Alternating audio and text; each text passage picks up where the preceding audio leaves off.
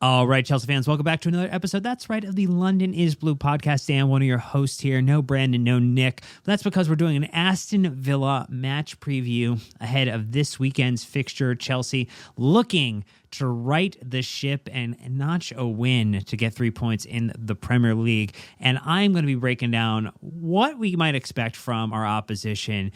What are the problems that Pochettino is going to be looking to address with maybe some lineup changes or shifts? And to do that and make sure we've got a good idea about what the tactical game plan should be for Chelsea and what we might want to keep an eye out for when it comes to the villains. It's Sam, CFCCentral, fresh off a European tour, coming back on to give us a little bit of knowledge and a lot of education. Welcome back, Sam. Thank you so much, Dan. It's been, I think, a late preseason for me. So I've just spent 15 days wandering 4 countries. It's been lovely. It's been very invigorating to actually walk 20 kilometers a day. So I've come back, just absolutely full of sun, which I wasn't expecting in Europe, and with a lot more ideas and a lot more vigor. So hopefully enough energy to handle however the season is going to turn out in the next couple of weeks. Well, we're glad you got that conditioning regimen put into effect, got those steps in the pedometer taken care of as well. We're going to get into a bunch of maybe the fitness that Villa might have or may not have after a late match in the Conference League where they did see a little bit of a loss to round out their record, their third of the season across all competitions. Before that, we just want to say thanks, everybody. Supports the podcast. You can do that for free with 5-star reviews on Apple Podcasts and Spotify. You can also subscribe to our channel on YouTube and hit the bell button to get notified of when we drop a new episode. Love to hit 30,000 subscribers there. And if you go to patreon.com/LondonBluePod, you can support the podcast with a little bit of coin or change and also join our wonderful Discord community. But again, you don't have to do that. It'd just be an option for you.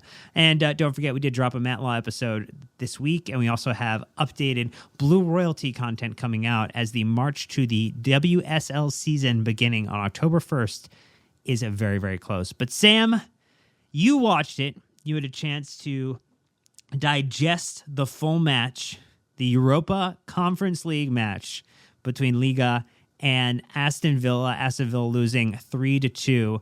It's their first loss in Europe this season. They were looking to make it 3 in a row after they beat Hibernian 5-0 and 3-0 across their first 2 matches in the playoff round.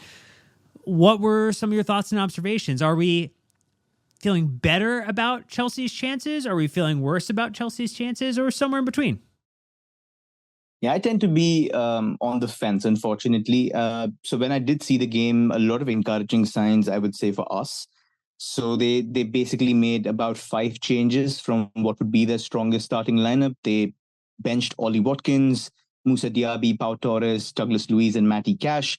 And 4 of them came on at the hour mark because the game was going really, really poorly for them. They just didn't look at the races at all. I mean, Legia were running them, aground everywhere. So Emery was, I think, forced into those changes. Would ideally, like you mentioned, would have wanted all 4 of them, 5 of them to be on the bench, recover a bit of energy, not have to exert before the short turnaround. But a 3-2 win for Legia Warsaw could have had 4 or 5. It just looks like after Tyrone Mings' injury, they lack communication. They lack a little bit of stability. Mings has had his own moments in terms of, farcical errors, but it just looked like they've lost somebody who was organizing the backline. There were multiple moments where Konsa didn't know what was happening. The other 3, it was just an island of defenders instead of one unit. So I think it just looks in disarray. It's pretty much what I've seen in other games where they've been spanked. The same thing looks the case against Liverpool, where they were, I think, beaten 3-0. So it does look like at the back is where the problems are mounting, I would say, with the game. The Premier League, I think now they've conceded 2 goals every single game that they've played. So in 5 matches, they've conceded 10, conceded 3 more today. So I think a weak defense is going to be something that we would want to exploit. But unfortunately, it's something that we are not very good at doing. And I think those were the things that just sprung out to me when I was watching the game. It's just very poor defensive organization. They also look very vulnerable on transition. The 4-4-2 that they play out of possession, very narrow. So the wing backs that Legia had. They were exploiting it with crosses. The width was there on offer. And I think that's probably one way that we could look to exploit them. So that happens. And also apparently there could be an injury for a key midfield signing in Boubacar Kamara. So if he does not play, then Yuri Tielemans might end up playing with Douglas Luiz, and that pivot looks very imbalanced to me. So it could play in our favor against a midfield build that basically we could look to dominate. So I think, in short, those are the observations that happened throughout the game. As you were watching the game, and maybe just the way that the stats lined up for this individual performance. So, I mean, there were 3 goals for Liga and 2 for Villa, and the XG was 1.7 in favor of the winners and 1.6 in favor of the losers. Any thoughts on just maybe their goal buildup and what you saw in terms of how Villa, maybe what led to the concessions and what makes you excited about what Chelsea could exploit? And in the same token, how they built up those goals and what might make Chelsea supporters nervous based upon the goals or the type of goals we've been conceding this season? Yeah, I'd probably like to start at the beginning, I think, in terms of how the season's gone for them. So essentially, if you look at their league form, they played 5, they won 3, lost 2. Their home record is perfect. They've won both their games, and away record is basically 1-1 and lost 2. They've scored 11, conceded 10, and they have 5 top scorers in the league with 2 goals each. So Matty Cash, Diaby, John Duran, Bailey and Douglas Luiz all have 2 goals, and the only person who's crossed 2 goals for us is Raheem Sterling. So that's a bit of a concern. These guys know how to score, and they're creating a lot of expected goals, like you mentioned. So they are basically creating high quality chances for their forwards, and they've essentially tinkered with their formation a bit as well. Emery likes to play a 4-2-3-1, but he's also played a 3-4-2-1, and he's also played a 3-5-2. So those things have sort of like fluctuated throughout the season, I would say, in terms of how he's trying to set up his side. But what really, I think, was the starting point was the signings that they've made. Essentially, the 2 guys that they bought in would probably have been on the radar of top clubs across Europe. So they got Moussa Diaby, who was on the radar for Arsenal, on the radar for Manchester United. Pau Torres was once linked with Manchester City, a couple of other big clubs. If you remember, one of the first podcasts I did for London is Blue was basically discussing Pau Torres among the 6 centre backs that we were able to sign. So he was there as well. He's not had a very, I would say, comfortable start to life at Aston Villa, but those 2 signings basically were made to bolster what was a promising team. And the stylistic, I think from last season, the stylistics have just basically remained the same. He likes a 3-2-5 in attack, out of possession there, a 4-4-2, pretty compact, everybody narrow, so they try to prevent central access. And what struck out for me is that the wing backs or the wingers, the full backs that Aston Villa have in Matty Cash and Luca Digne, both have contributed significantly going forward. So Matty Cash, like I said, is one of the top scorers with 2 goals. I think he also had 2 in Europe against Hibernian in the playoff rounds that you mentioned before. And he's been very, very active in terms of forward areas, consistently making runs. And an interesting dynamic with Moussa Diaby is that when he's stretching wide, then Diaby sort of shifts in. And when Diaby goes out wide, then Cash tries to underlap and tries to attack the box for crosses. So the right-hand side, I would say, is something that we need to be careful about. There's a lot of pace there. There's a lot of movement there from Matty Cash. So on the right-hand side of Villa's attack is something that we will have to be very careful about. And then on the left-hand side, Luca Digne, defensively, I would say poor, but he scored again tonight. And he's the leading shot creator with 12 shots. So he's also somebody who, is going to be very forward-oriented. In the 3-2-5 that they play, the 2 widest players are usually both their fullbacks. So the wide options are going to be very threatening. They're going to consistently put deliveries into the box. We know Ollie Watkins is very good. We also know that the 19-year-old forward that they've started playing, John Duran, who actually started today, looks very, very good. He's got an extremely good jump. He also had a goal today, I think. So one to be careful about. So in essence, I think they've done some things right. They look a more threatening side in attack, but they look slightly catastrophic in defense. Like I mentioned, Ming's injury was the number one issue. I think Pau Torres is new to the side, so he's still figuring out what is happening. And when I was watching the Liverpool game back in terms of how they played against them, one tactic that Liverpool used were consistently trying to put the ball in behind Luka Dean on the right-hand side for Mohamed Salah or Darwin Nunez to run onto, and it worked. It happened at least 5 or 6 times where Trent Alexander-Arnold or one of the centre-backs just kept hitting that space, over and over again, preventing Villa's last line from pushing up, from trying to press, and they got a lot of joy running in behind. So I think if we have to look at an effective tactic, it would be try to exploit the space between the left centre-back and Luka Dean, because he's not very good defensively. And the right-hand side, we have Raheem Sterling, who has arguably been one of our better players. So I think that's something that can be exploited. And in midfield, I would say Douglas Luiz looks like a little bit of a liability. He looks like he's lost a little bit of pace, a little bit of acceleration. So when he tries to press, when he's lost the ball, susceptible to be played through. So when you're trying to go through the middle, look for Douglas Luiz, press him, make sure that you're exploiting him 1v1 when you've got runners from midfield. Caicedo hasn't been pictured training. So if Leslie Gochukwu plays, I think that would be something that he needs to keep in mind. If he comes up against Douglas Luiz, then might as well take a risk and try to dribble past him a couple of times. So a lot of issues, I would say, in midfield and defense, but attack looks very, very good. It'll be interesting too, considering Torres from Villarreal, also our Nico Jackson from Villarreal. We're going to see who knows enough about the other's game to see who's going to be able to put the other off in terms of the performance. We know Nico has struggled a little bit over the past few matches. He's been just a little inconsistent with his shot selection, maybe unlucky at times, but in the Premier League, it's about defining your own luck and make your own opportunities. And this may be an opportunity or matchup, particularly where both are still acclimatizing to the Premier League, that they might be able to find a way to exploit one another. And you would hope that Jackson on our end is able to be the one exploiting Torres as he looks to take on the defense of Aston Villa this weekend.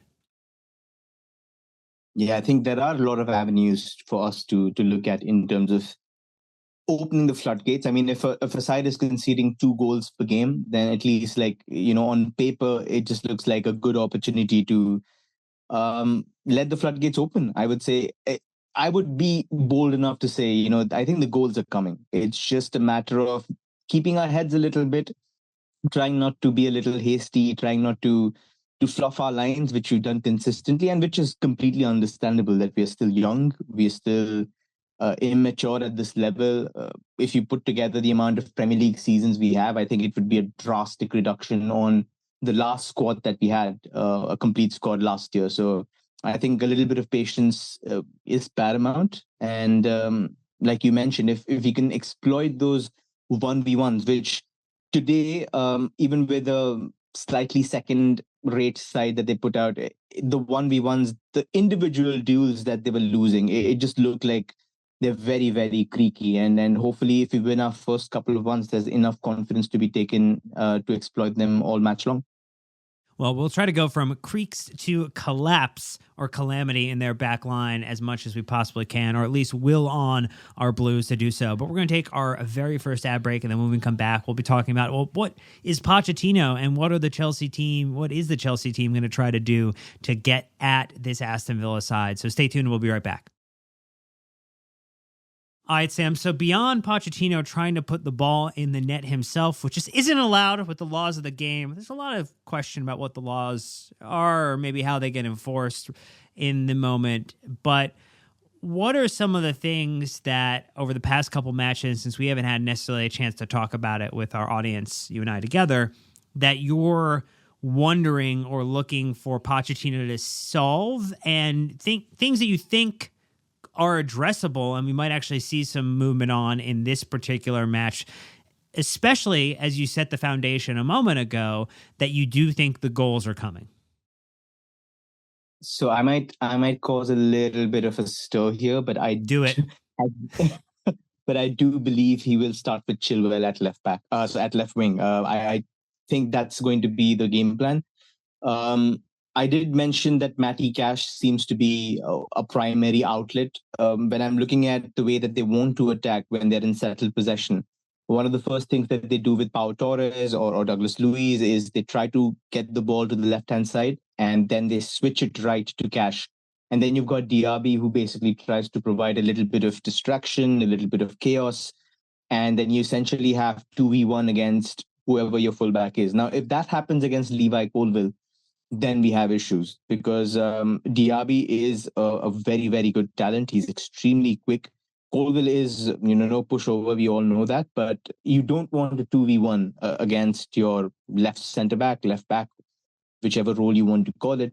So I think Poch might look at that and say there is a good chance that, you go with a little bit of additional security in your 4-4-2 and make sure that you've got a 2v2 on our left side, on their right side. So I think that is the reason that he might go with that.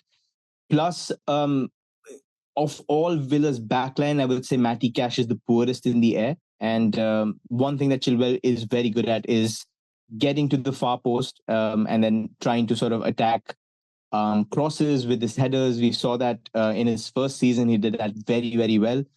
And he did that a couple of times against Vladimir Soufal at the West Ham game as well. So I think if you can get him some kind of crosses from the right hand side, especially Malo Gusto, who's a very cross orientated fullback. If you can get him on the far post against Matty Cash, I think there is a chance that we can nick something at the back post. So those factors considered, extra defensive security, making sure Matty Cash is something to think about. I think he might be tempted to go with Chilwell at left wing. Mudryk has his own benefits. He did, I would say, pretty well for the starting spell, but overall, tactically, I would say it makes sense to have Chilwell at left wing. So I think it might happen. I apologize, it's not my decision, but I think that, taking everything into consideration, that would be the decision that Poch goes with. Is it also the way that he combines with Colwell maybe a little bit better than the way that Mudryk and Colwell's partnership has not necessarily taken hold yet? And again, caveat that by saying they have not played together as much. And so it would make sense that they don't have as cohesive as a partnership, but in how Chilwell makes himself available for the pass, how he looks to kind of get forward, how he looks to be maybe a little bit more entwined with others on the pitch, that could be some of the reasons why we might see a more pragmatic approach from Pochettino as we head into this match where Chilwell might make more sense, even though you do lose out maybe on some of the flair or some of the excitement of what Mudryk could bring if he and Nico can finally get the partnership cooking the same way that they were seemingly starting to develop in the preseason months. Yeah, absolutely. I think you hit the nail on the head in terms of what we've seen Colville do with, say, Ben Chilwell and what we've seen him do with Mikhailo Mudryk. I think there are stark differences, which is completely fine considering they interpret that position, that role differently. They're also two completely different profiles of players. One's a fullback slash wing back, and the other's a conventional left winger slash left midfielder. So a fullback obviously has to have great off the ball intelligence, which I would say Chilwell has in spades. He's shown that he's able to attack space at the right time, and then all those beautiful balls we've seen over the top of Villa's backline, I think it would give us encouragement to actually exploit that with Chilwell. It happened a couple of times in today's game as well, where Cash was caught up a little bit of the in advanced areas because he has that attacking role, and Legia were able to get people into that blank spot and then get him up against a centre back. So if we can do that with Chilwell, I think there is a good opportunity for us to exploit that well. There are some burgeoning connections, like you mentioned, between Nico Jackson and Mikhailo Mudryk, but if we manage to get, like, it's a huge if, but if we manage to get a goal, a couple of goals, hopefully in like 60 minutes, then it would be, fantastic to have somebody like Mudryk come on and exploit a little bit more space. Because as far as I know, Villa don't go to a back five. They haven't done it in the games that I've seen. They tend to be in a 4-4-2. They tend to trust the fact that they can get the ball back to front very quickly to Ollie Watkins and Musa Diaby. So if they don't go back to a back five, then I think Mudryk will have a little extra space to work with if we have a couple of goals in our hands. So I think that also works off well, getting Mudryk after 60 and then starting off with a little bit of additional security, doing the right things, creating a little bit more space for the players.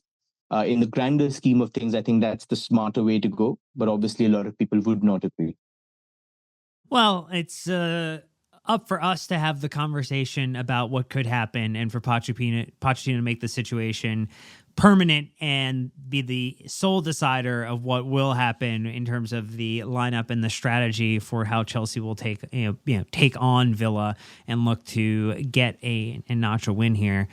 I think some of the other thoughts are maybe it seems like the midfield might be another area for Chelsea to exploit. I mean, I think there's been commentary from Villa supporters that they don't necessarily love their current midfield pairing. It just doesn't seem to be coming off. Whereas, if Caicedo is deemed to be healthy, we're recording this on Thursday, and I don't think he's been seen in any photos, so maybe that is not necessarily the case. The knock to the knee might be worse than, unfortunately, we hoped.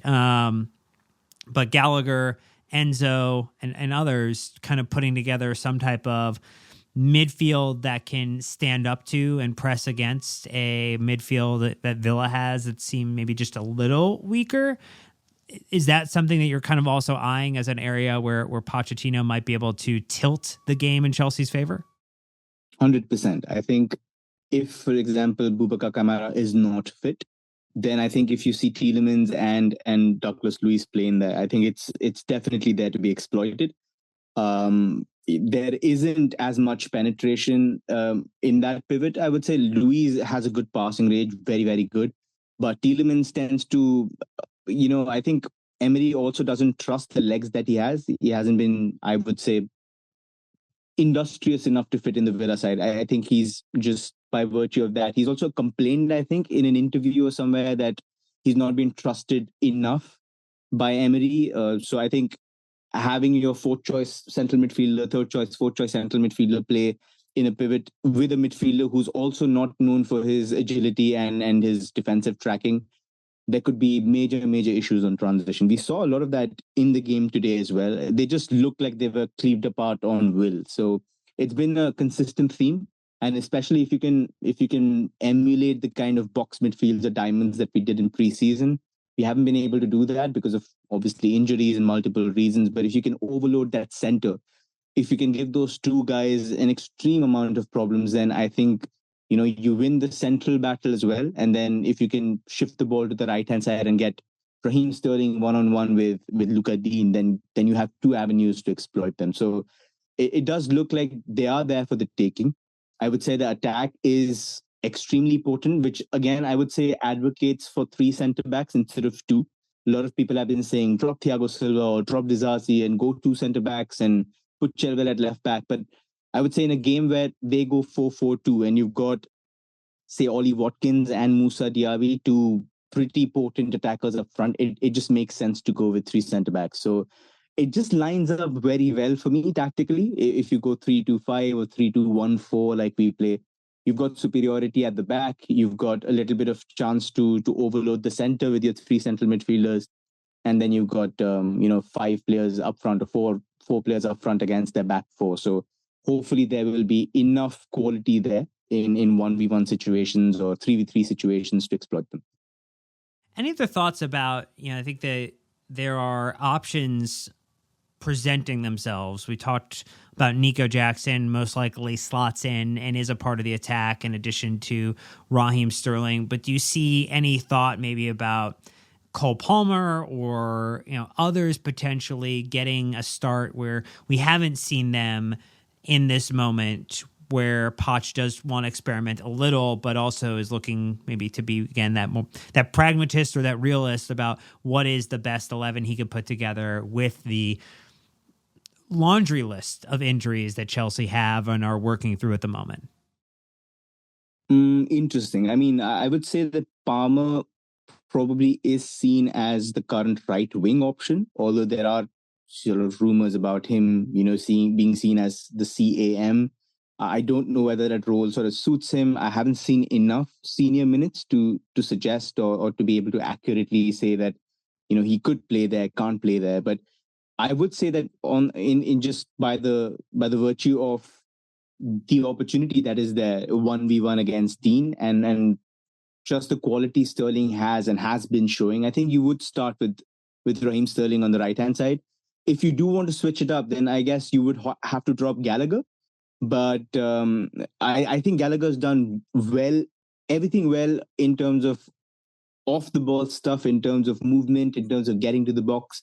He should have finished his chance. He should have done better on a couple of occasions. But other than those things, I think he's done very well. So I think it's just fine margins. Like I said, I think Pochettino has to give it a right thought, saying that would I go for additional security in Chilwell, or do I just go with Mudryk and make sure that if he's got cash to go up against, and considering Matty Cash will be bombing forward a lot, is there an opportunity for us to get Mudryk free on the left hand side? And is Palmer a better bet than Gallagher in the center, or is he better on the right hand side? So I think those little things Poch will have to sort of like take into consideration, seeing the 1v1s there. But based on my understanding, my humble understanding, it would be Raheem Sterling on the right, Chilwell on the left. I think that probably gives us the best chance of shutting out their strengths, keeping it level, and then trying to nick a goal from somewhere.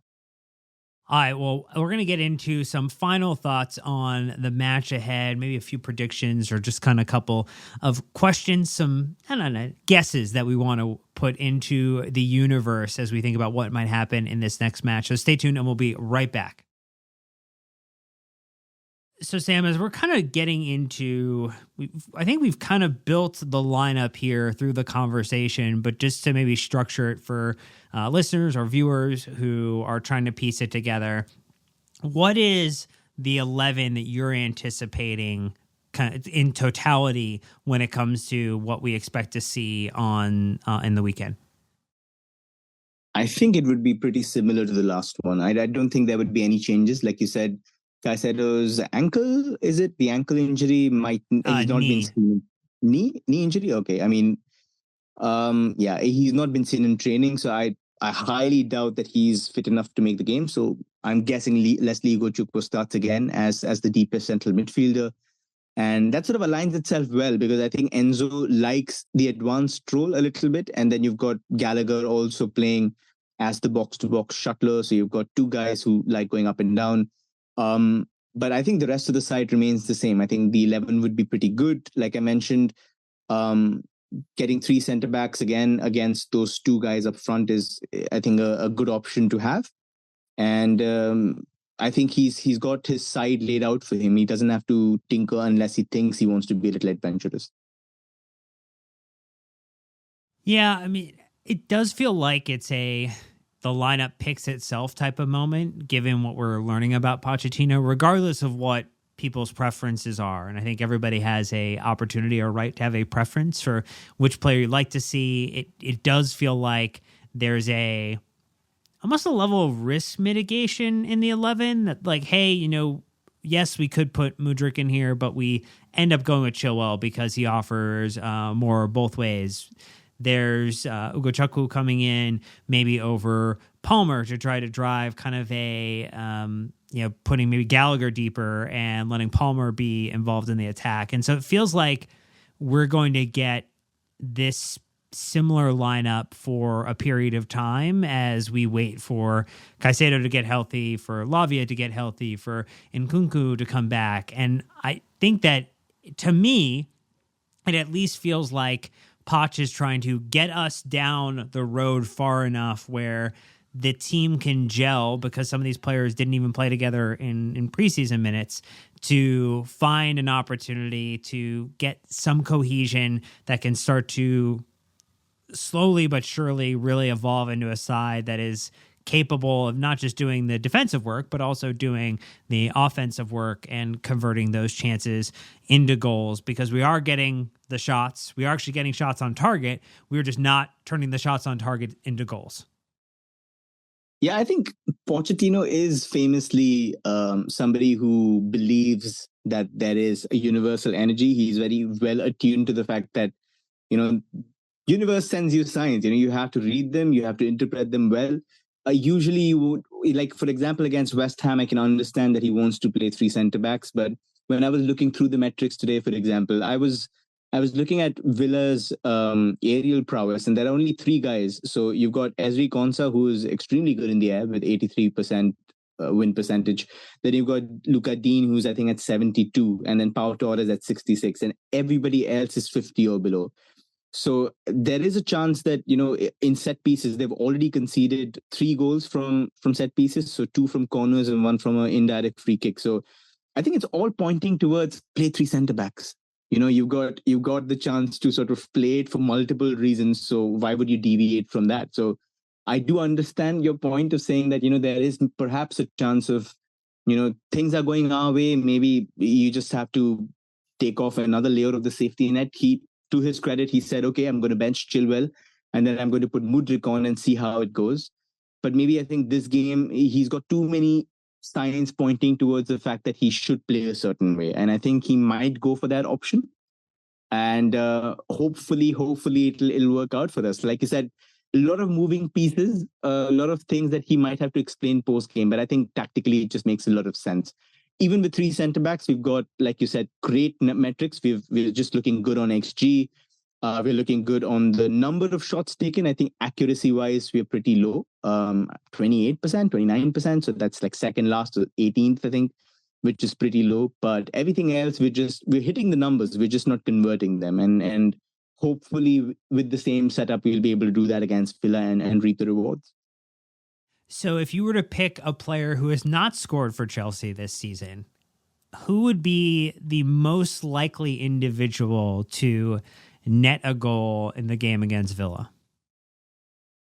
Well, that's an interesting question, because I thought you would say which player would be the likeliest. I would have said Sterling. That would have been probably an easy guess for me. But if it's somebody who hasn't scored, I would say Levi Colwill. I think there is a chance that he gets to the act. I think he gets into the act. He's missed a couple of headers he should have put away at the far post, and I think that's where Villa's weaknesses are at the far post marking. It just looks all wrong on set pieces. So if he can get back at the far post and then get a couple of good leap in the air and try to direct headers there, I think he can get his first goal for Chelsea. So I think that happens.